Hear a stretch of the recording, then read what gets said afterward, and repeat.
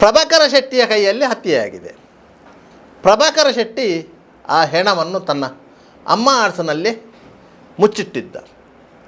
ತದನಂತರ ತನ್ನ ಮನೆ ಆತ ಹೊಸಪೇಟೆಗೆ ಹೋಗಿ ಅಲ್ಲಿ ತನ್ನ ಸ್ನೇಹಿತರೊಂದಿಗೆ ವಿಚಾರ ತಿಳಿಸಿ ಒಬ್ಬನನ್ನು ತನ್ನ ಕಚೇರಿಗೆ ಕರ್ಕೊಂಡು ಬಂದ.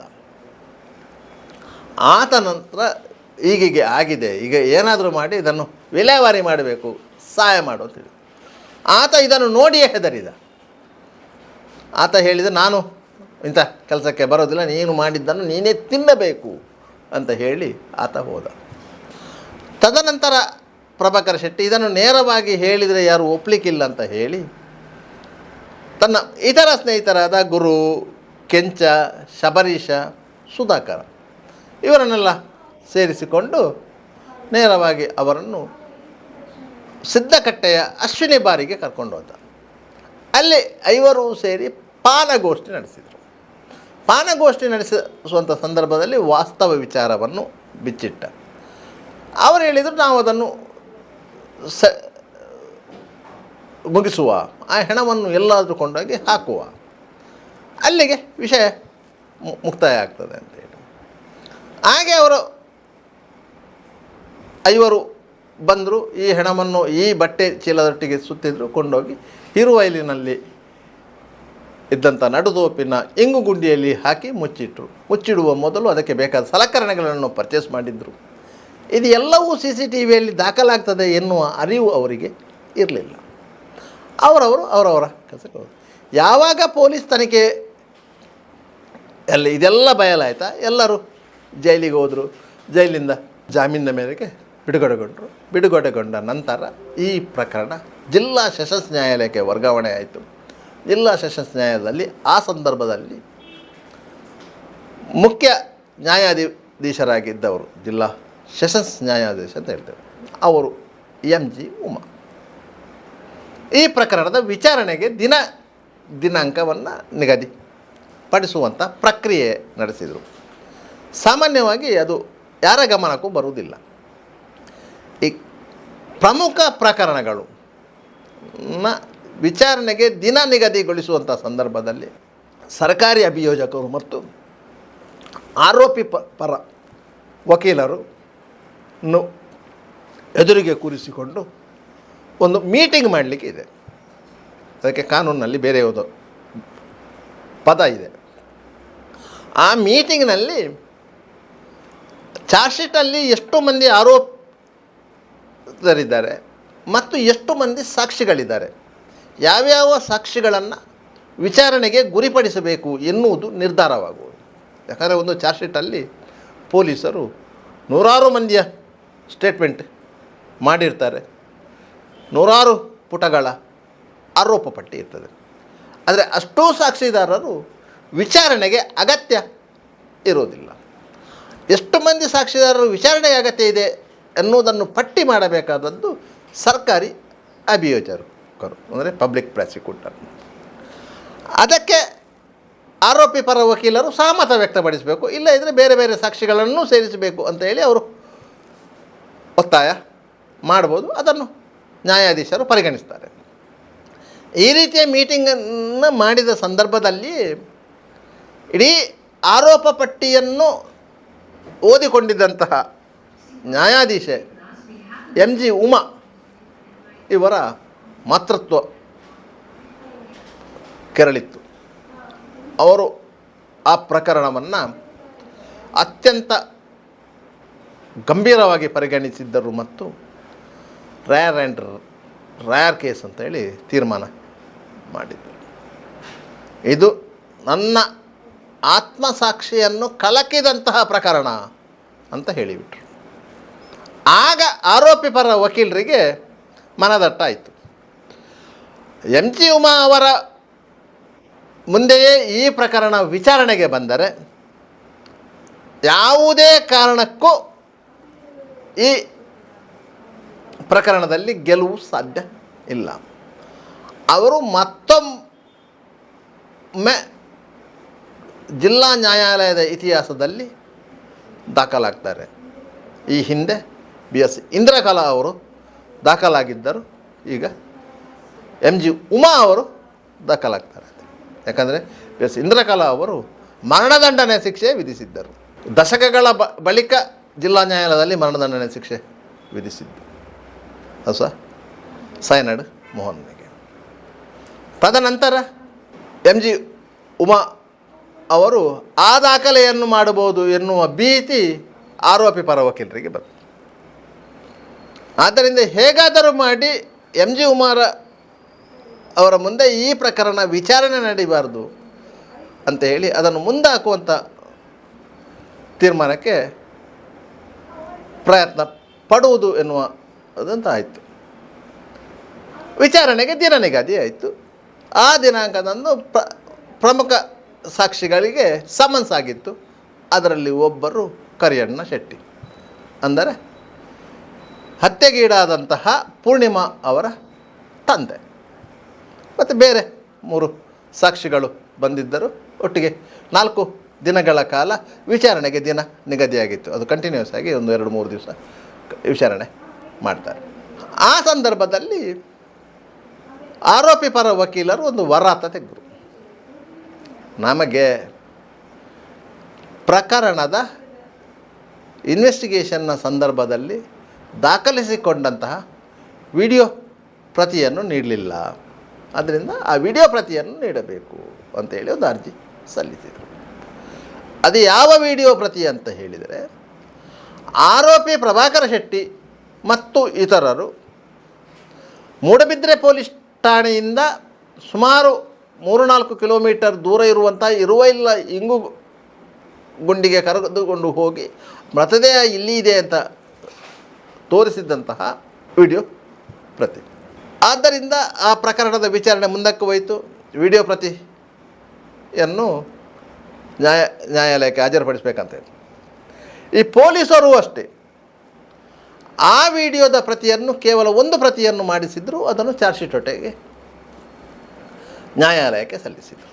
ಮತ್ತೆ ಪೊಲೀಸರು ನ್ಯಾಯಾಲಯಕ್ಕೆ ಅರ್ಜಿ ಸಲ್ಲಿಸಿ ಆ ವಿಡಿಯೋ ಪ್ರತಿಯನ್ನು ಸಂಪಾದಿಸಿ ಅದನ್ನು ಮತ್ತೆ ಕಾಪಿ ಮಾಡಿಸಿ ಮತ್ತೆ ಕೋರ್ಟಿಗೆ ಕೊಟ್ಟರು.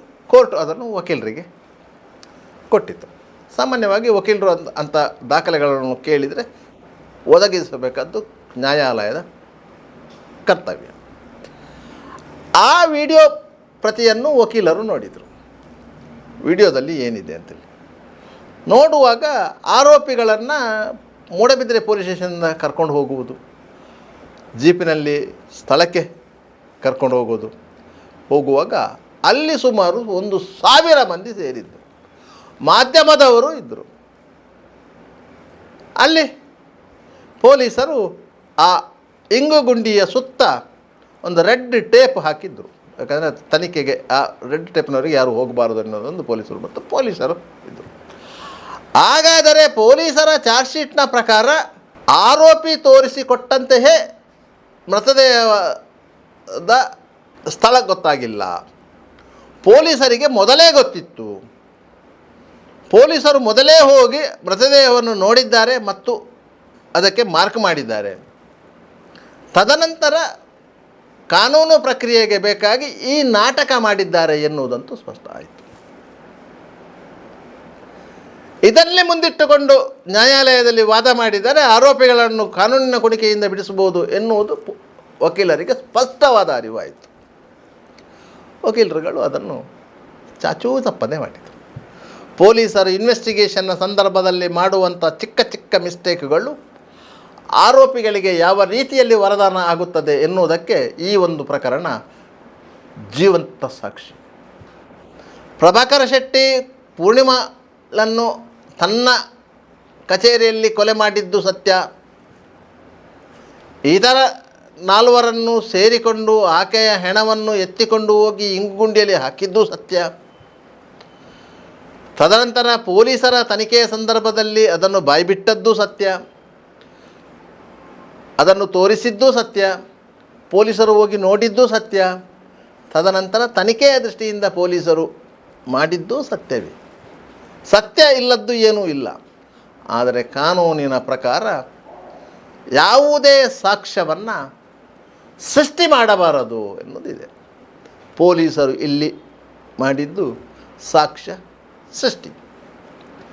ಯಾಕಂತ ಹೇಳಿದರೆ ಆರೋಪಿ ಹೋಗಿ ಆತನೇ ಸ್ವತಃ ಮೃತದೇಹವನ್ನು ತೋರಿಸಿದ್ದಾನೆ ಅಂತ ಹೇಳುವುದನ್ನು ಪೊಲೀಸರು ನ್ಯಾಯಾಲಯಕ್ಕೆ ದೃಢೀಕರಿಸಬೇಕಿತ್ತು. ಅದಕ್ಕಾಗಿ ಅವರು ವಿಡಿಯೋಗ್ರಫಿ ಮಾಡಿರೋದು.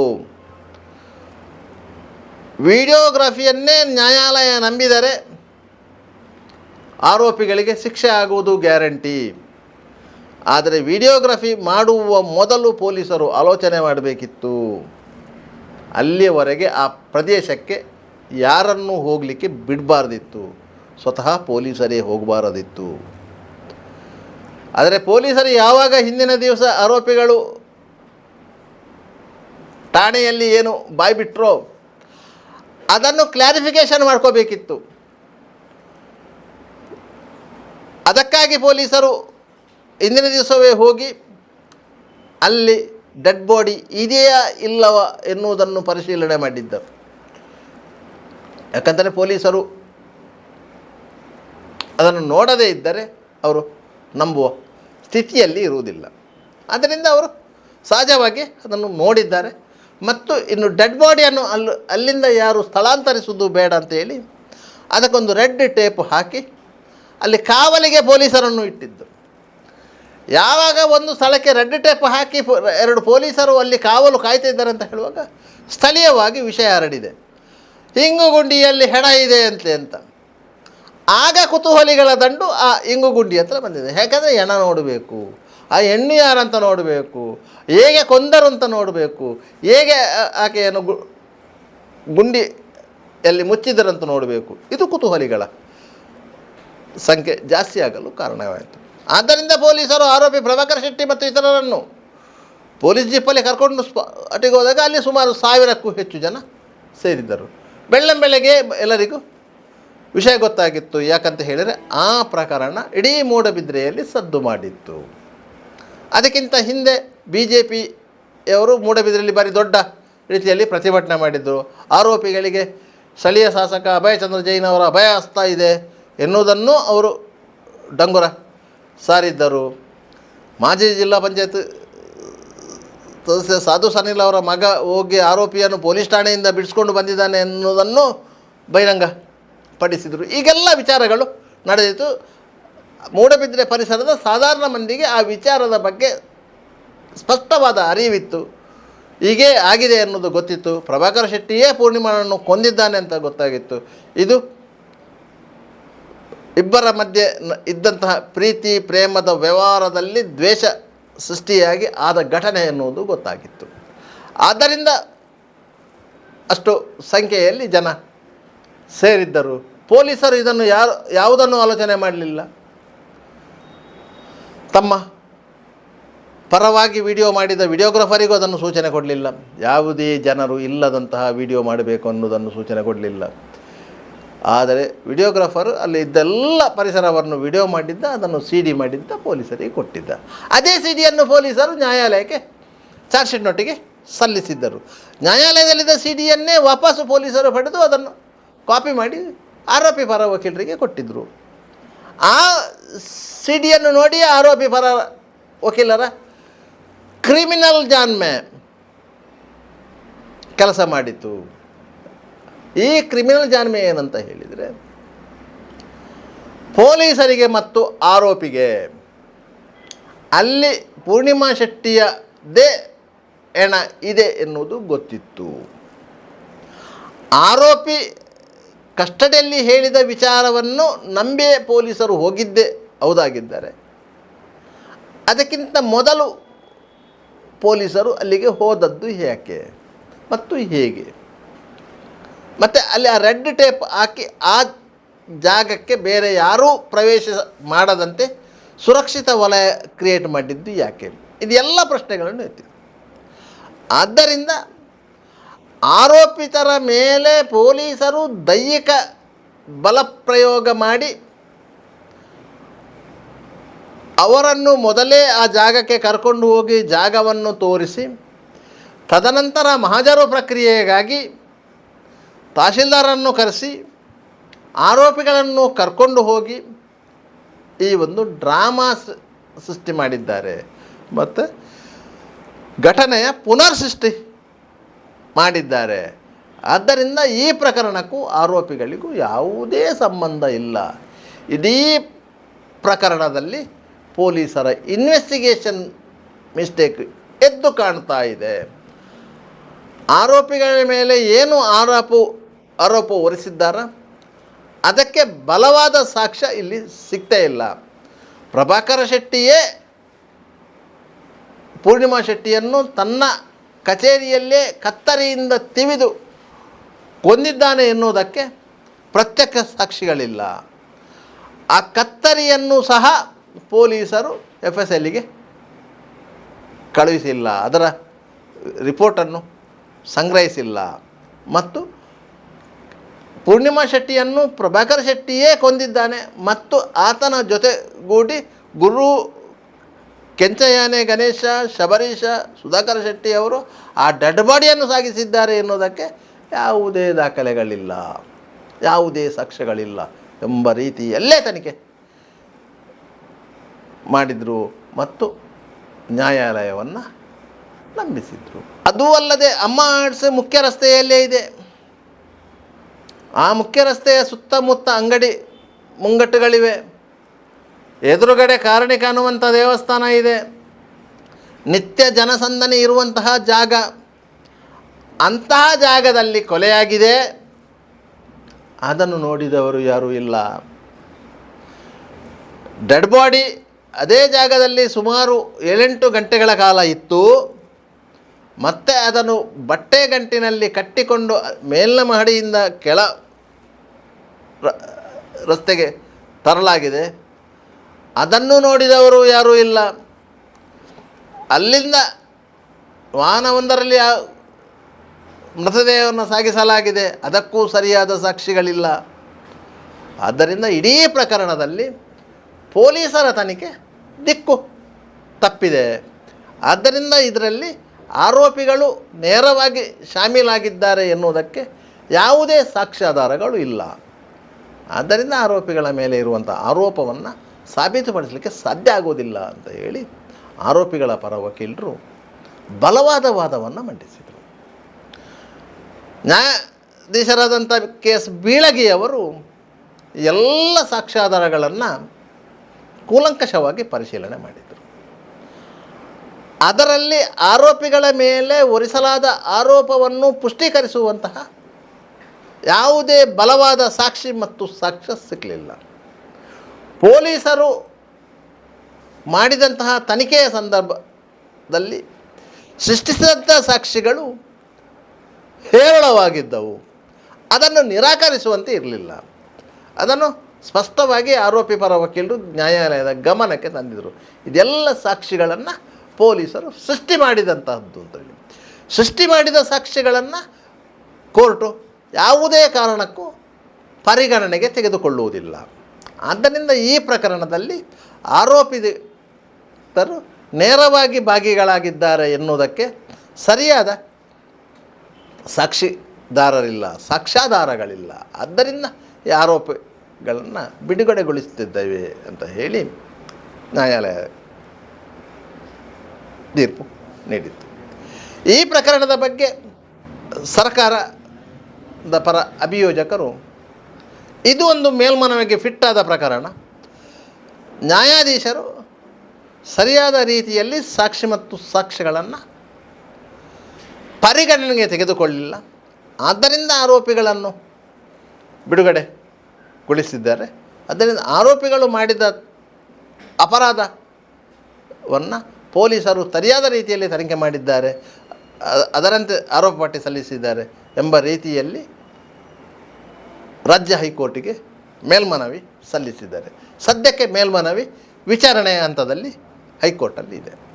ಆದ್ದರಿಂದ ಆರೋಪಿಗಳಿಗೆ ಯಾವಾಗ ಬೇಕಾದರೂ ಕಾನೂನಿನ ತೂಗುಗತ್ತಿ ಸ್ಪರ್ಶ ಮಾಡಬಹುದು ಮತ್ತು ಆರೋಪಿಗಳು ನುಣುಚಿಕೊಳ್ಳಲೂಬಹುದು. ಒಟ್ಟಾರೆಯಾಗಿ ಪೊಲೀಸರು ಕ್ರಿಮಿನಲ್ ಪ್ರಕರಣಗಳಲ್ಲಿ ತನಿಖೆ ಮಾಡುವಂತಹ ಸಂದರ್ಭದಲ್ಲಿ ಸೂಕ್ಷ್ಮವಾಗಿ ಮತ್ತು ಜಾಗರೂಕತೆಯಿಂದ ವರ್ತಿಸಬೇಕು ಎನ್ನುವುದಕ್ಕೆ ಈ ಪ್ರಕರಣ ಒಂದು ಜ್ವಲಂತ ಸಾಕ್ಷಿ. ನಿರಂತರ ಸುದ್ದಿ